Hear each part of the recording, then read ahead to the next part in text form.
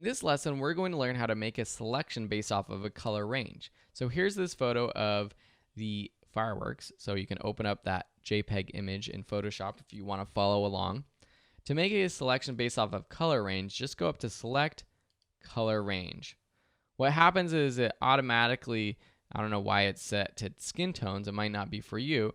I want to go up to Sampled Colors. Right here, you see this grayscale version of what is selected. If I change this selection preview to none, we see the original image. And then right here in this image, we see what is selected. There are some presets. So say I just want to select reds, then I can just select reds.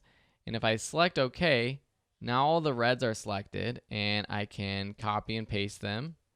And now we have these red fireworks. So now if I add a black background so you can kind of see what's going on, put that beneath here, you see we just have the red part of the fireworks. So let me turn this one back on, but obviously there's a lot more colors in here. I want to get rid of the black background and leave all of the colors in this image.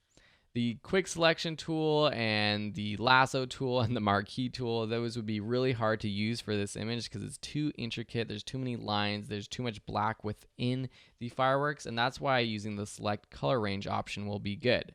So I'm going to select color range. I could just do shadows, but I'm going to make it a little bit harder for ourselves. And so I'm going to say sampled colors.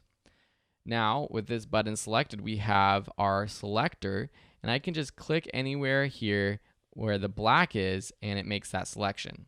If I select one of these colors, you can see what happens on this right here. It looks like the firework is selected. I'm going to make my selection preview grayscale so I can see this a little bit bigger.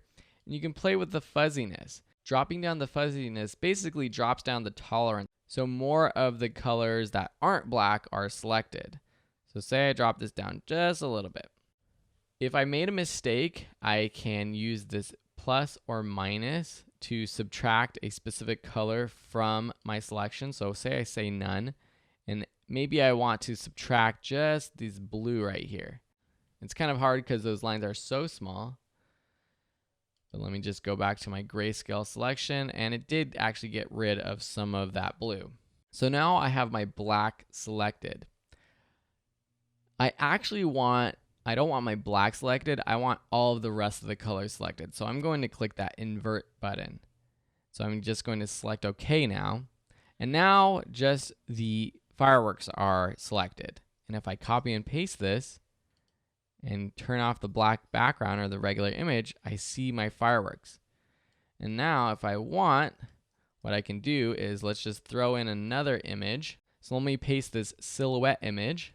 I'll put this on this project, resize it, and put it beneath our fireworks, and then put our fireworks and shrink them down a little bit, put them over right here.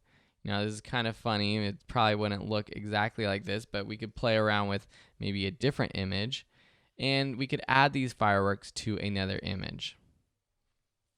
One thing that I did without knowing it is if I go back to select color range, and I actually, instead of selecting the colored, I actually select the black, then I select OK, then I copy and paste the black. This is pretty cool. Look what happens when I just turn on just that layer. So I put this over some other type of image. That's pretty cool. That's very, very cool. I like that a lot. So you can actually select the color and make kind of a cutout using that tool.